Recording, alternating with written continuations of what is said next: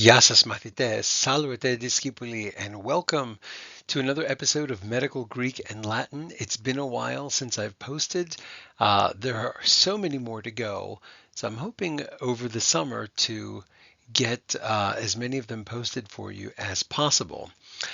In this lesson, I had intended to switch over to Latin a little bit, but actually we're going to stick with Greek a little bit longer and talk about nouns of the third declension.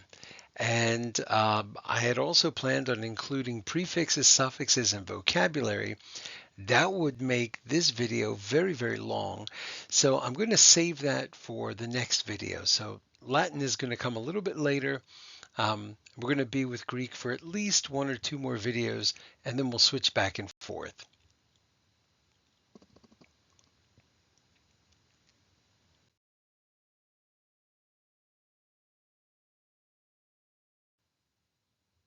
Now, this is not a grammar lesson, so I'm not going to go into great detail about what declensions are, but essentially, some languages, and for our purposes, Greek and Latin, use something called declensions to help us sort and categorize our nouns and adjectives. It's just an easy way to make the language accessible. And in fact, that really was their intention, how they could create a system of categorization for the nouns and adjectives. It's almost like organizing your sock drawer.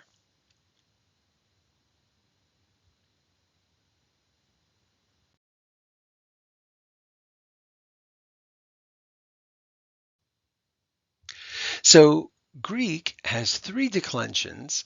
The first one is called the alpha declension, and it just means that almost all of the words in that category, in that sock drawer, feature the vowel alpha.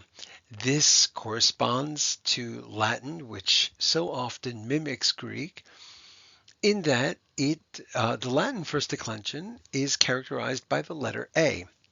Then we have the second declension, in Greek also called the Omicron declension, and you can guess that's why. That the reason for that is that almost all of the nouns and adjectives feature an Omicron. This used to be the case in Latin before they switched over to the letter U.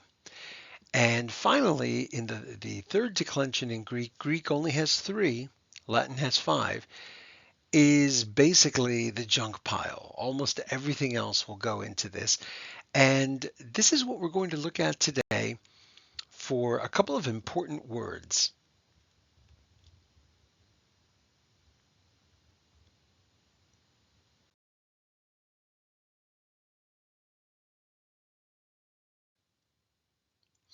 The third declension, which is not used very much in modern Greek, it is still around, but it's not used, they're not expanding it. It's kind of what it is in its fossilized form.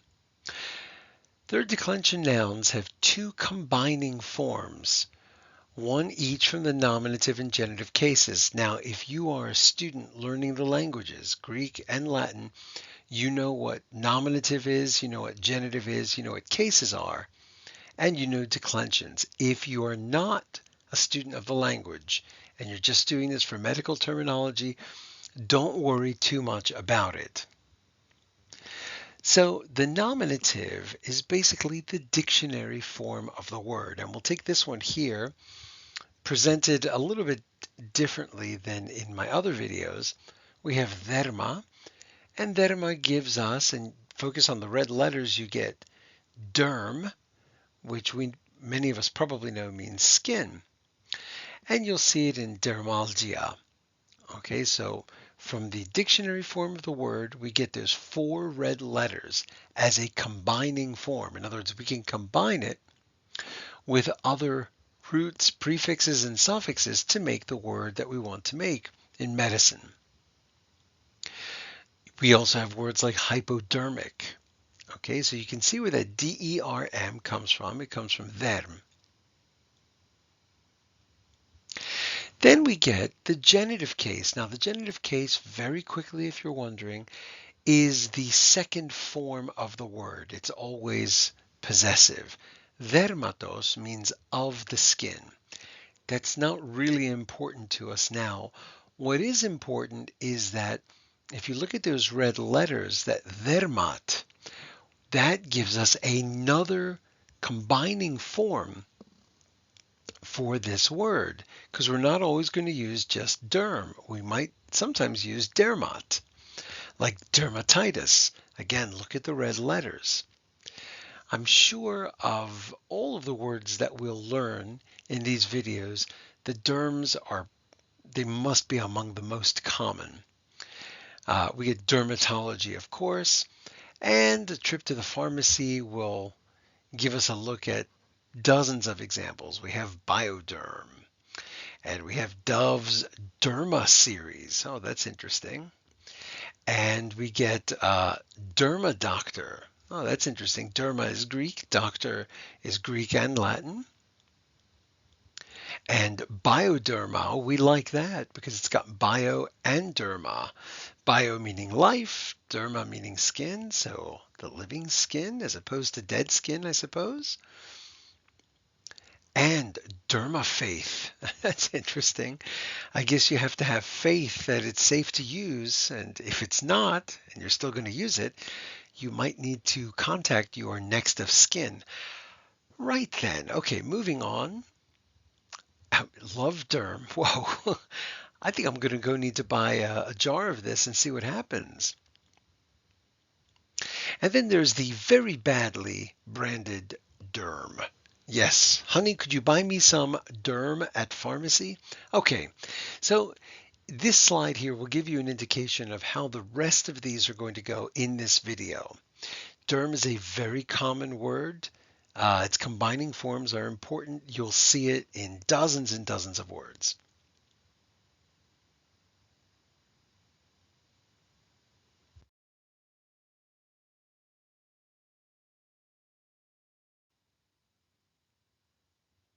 All right, now we move on to another one, gastir.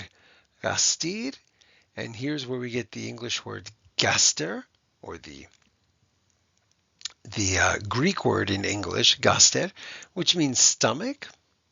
And you'll see archigaster, which is not a very common word. And its genitive, right, the second form of that noun. Remember, what you see in red are the combining forms. We get gastros. And you'll see words like gastric, gastritis, gastronomy, gastroenterologist. Entero is like the intestine or the innard. And we know what an ologist is. Brachygastra, this is something from zoology. Brachygastra is a name for a group of wasps, actually, who have narrow stomachs. Okay, so you'll see these words, as I've said before, outside of medicine as well.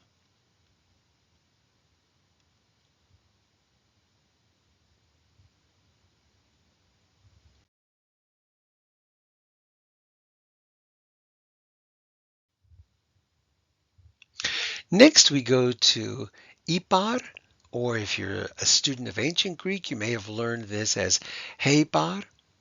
You can see the rough breathing mark over the ita. And hepar is connected to liver. Okay, so you'll see words like heparin.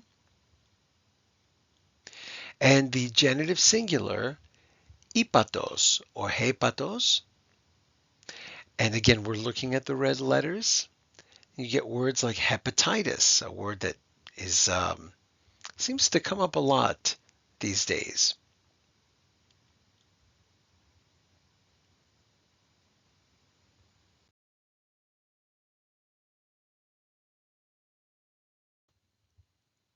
All right, now I'm going to present a few more words for you, but change the presentation style just to get a little bit more information on the screen at once. And I'll start by showing you the anglicized forms first. We have meninx and meningos, which come from the Greek word meningos. And those of you who are students of Greek, you'll note that the double gamma is really just an NG. And the combining form here is menings or menning. And note that sometimes these go at the end, sometimes they go at the beginning. And basically this means membrane. And you'll see this in words like meningitis. Next we have soma and somatos. And if you're a student of Greek or you've already learned some medical terms, you'll know that soma, and I'm giving you the Greek genitive singular, by the way, gives us som, somat, and soma. And this is body. This is where we get things like psychosomatic.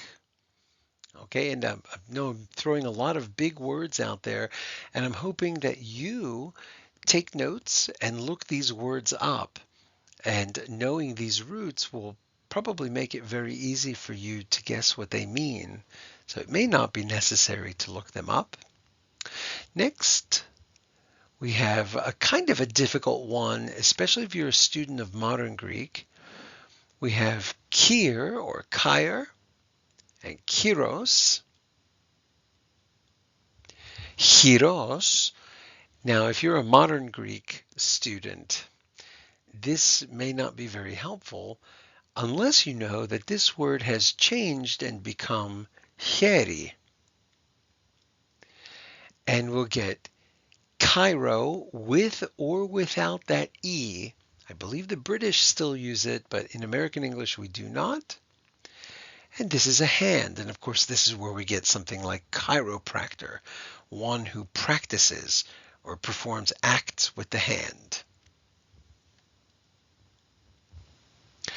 Our next one is hema, and you can see the A is parenthetical, and hematos or hematos, and this comes from the Greek word ematos. You'll notice that in Greek it looks like it begins with an alpha, but that H is really a product of that rough breathing. Okay, ematos. And we'll get the combining forms hem, hemat, em. And if you haven't guessed it already, this is blood. So you'll get hematology from this. Why the parenthetic A? Well, the parenthetical A and E are still used in British English when rendering alpha and iota. In American English, about 100 years ago, maybe a little bit more, the A was dropped when American English was simplified. Okay, now let's move on.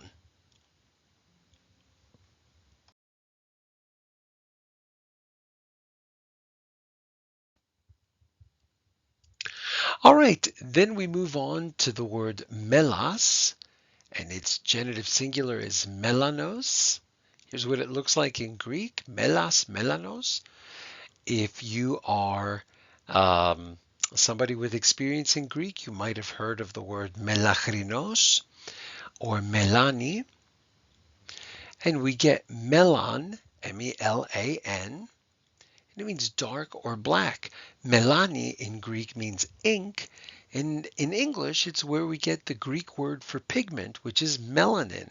So when we talk about the melanin in our skin, we're really talking about the ink in our skin. Someone who is melachrinos has a dark complexion. Next we have sarx and sarcos. You'll notice when we go to the genitive singular, in the third declension, we have an os there. That's going to be cut. In Greek, we have sarkos. And if you haven't noticed, I'm leaving out the nominatives here of most of the Greek. I just want to give you a small idea of what it looks like, but not necessarily a complete one. Well, we get sarc, S-A-R-C, like a sarcophagus. And it just means flesh or soft tissue. A sarcophagus is that big case into which they would put a mummy, the thing that devours the body or the flesh. Next, oh, unfortunately, I've got the same one here. So we have hand again. It's okay. It's so important. It's worth looking at again. And then finally, we have stoma and stomatos. Okay, and there's the what it looks like in Greek, and it's genitive singular. The combining forms are stom and stomat. And this is where we get mouth or opening. So you might recall from your days in primary school or possibly in middle school, you learned about photosynthesis and chlorophyll and things like that.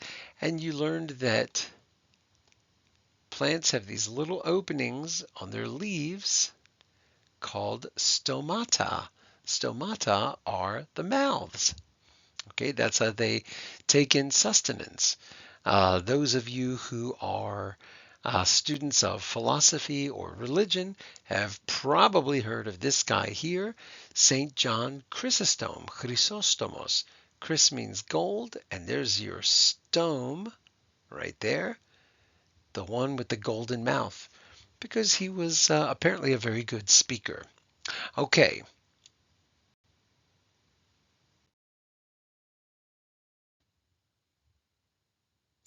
All right, that's it for today.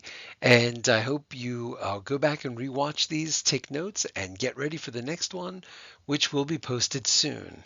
And wherever you are, I hope you're getting a little bit of sunlight, maybe a massage, and why not something cool to drink? Delos!